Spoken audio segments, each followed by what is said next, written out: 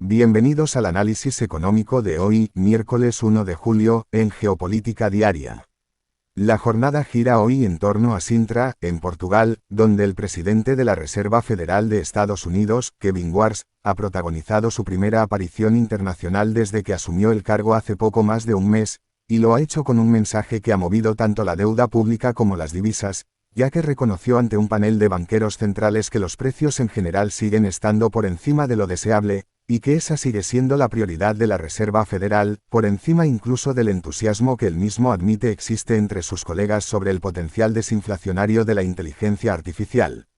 Warsh compareció junto a la presidenta del Banco Central Europeo, Christine Lagarde, el gobernador del Banco de Inglaterra, Andrew Bailey, y el gobernador del Banco de Canadá, Tiff Macklem, en un panel moderado por la cadena estadounidense CNBC, donde el nuevo jefe de la Reserva Federal evitó dar pistas sobre lo que hará el Banco Central en su reunión de este mes, aunque su tono, según analistas de la firma Yardeni Research, resultó más duro de lo esperado, en línea con la postura que ya había mostrado a mediados de junio, cuando la Reserva Federal mantuvo los tipos sin cambios en su primera reunión bajo su mandato pero endureció el discurso sobre el objetivo de inflación del 2%, lo que en su momento llevó a los inversores a adelantar sus apuestas sobre una subida de tipos ya en septiembre.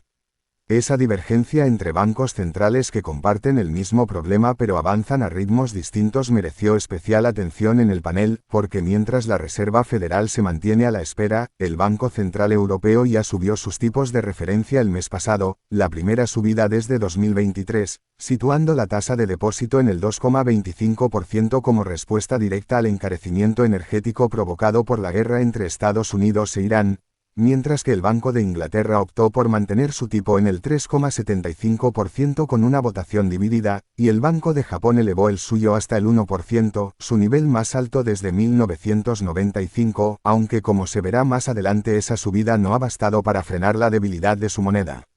Precisamente esa subida europea se apoyaba en una inflación que entonces preocupaba, y hoy los datos han jugado a favor de un respiro, porque Eurostat, la Oficina Estadística de la Unión Europea, publicó esta mañana su primera estimación de precios de la zona euro para junio, que se sitúa en el 2,8% interanual, por debajo del 3,2% de mayo, en buena parte porque la inflación energética se moderó del 10,8 al 8,7% a medida que el petróleo fue cediendo terreno, una tendencia que también se refleja en Alemania, donde la inflación armonizada bajó ayer al 2,4%, por debajo de lo previsto, mientras que Francia e Italia mostraron igualmente cierta desaceleración, un conjunto de cifras que según analistas de Capital Economics deja la media del trimestre por debajo de lo que el propio Banco Central Europeo había proyectado.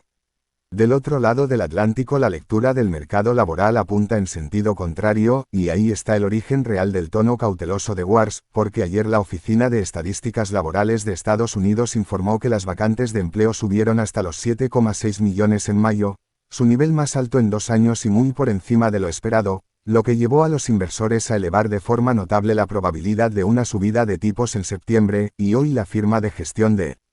nóminas Automatic Data Processing ha matizado parcialmente esa fortaleza, al mostrar que el sector privado sumó solamente 98.000 empleos en junio, por debajo de los 110.000 esperados y de los 122.000 de mayo, un adelanto que cobra sentido de cara al informe oficial que se conocerá mañana y que el consenso sitúa en torno a 115.000 nuevos puestos, frente a los 172.000 del mes anterior.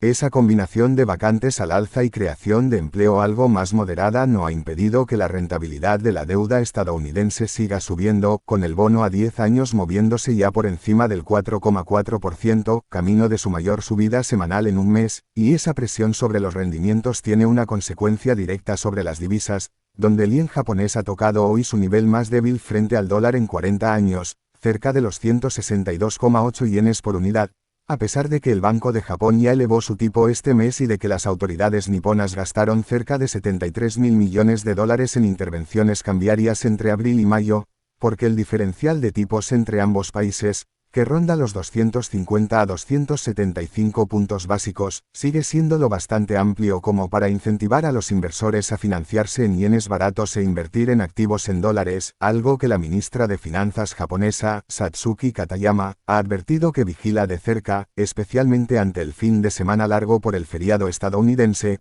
cuando la menor liquidez podría amplificar cualquier intervención. Esa misma lógica de energía más barata conecta directamente con el petróleo, que se mantiene estabilizado en torno a los $70 por barril tras registrar en el segundo trimestre su mayor caída desde 2020, mientras continúan en Doha las conversaciones entre Estados Unidos e Irán para normalizar el tráfico por el estrecho de Hormuz, una vía por la que ya vuelve a circular buena parte del comercio energético mundial, con Irán asegurando haber exportado más de 40 millones de barriles desde que Estados Unidos levantó su bloqueo naval, a lo que se suman unas exportaciones rusas que también alcanzan niveles récord y que empiezan a generar dudas sobre un posible exceso de oferta. Ese abaratamiento energético, junto con la subida de los rendimientos y la fortaleza del dólar, ha sido el principal lastre para los metales preciosos durante el trimestre, con el oro cerrando junio con su peor comportamiento trimestral en 13 años, una caída cercana al 14%, aunque hoy repunta ligeramente hasta rondar los $4.025 por onza, mientras que la plata, que sufrió su mayor descenso trimestral desde comienzos de 2020, también recupera terreno y se acerca a los $59.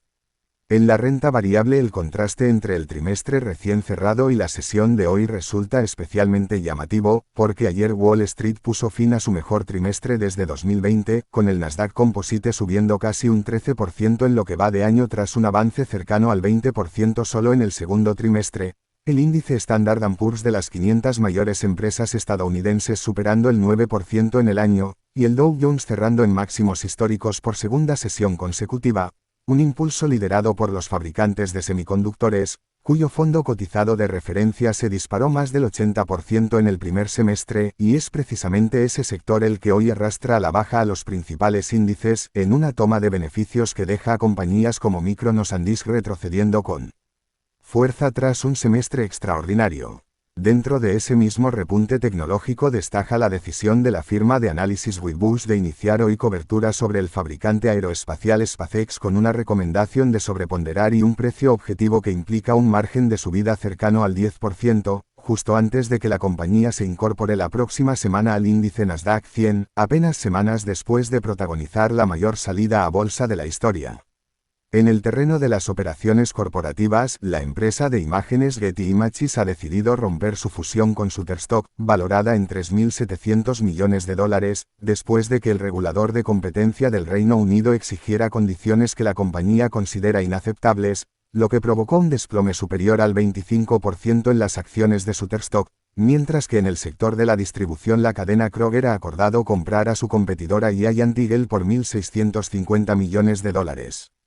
Lo que deja la jornada de hoy es una economía global atrapada entre dos fuerzas que tiran en direcciones opuestas, donde el abaratamiento de la energía y la moderación de la inflación europea abren la puerta a que algunos bancos centrales frenen su ciclo de subidas, mientras que la resistencia del mercado laboral estadounidense empuja a la Reserva Federal en sentido contrario, y esa tensión se resolverá en gran medida mañana, cuando se conozca el informe oficial de empleo de junio en Estados Unidos, la referencia que probablemente determine si la probabilidad de una subida de tipos en septiembre sigue creciendo o empieza a moderarse, mientras que en Japón todas las miradas apuntan ya al 31 de julio, fecha en la que el Banco de Japón deberá decidir si acelera su propio ciclo de endurecimiento para intentar frenar la debilidad histórica del yen.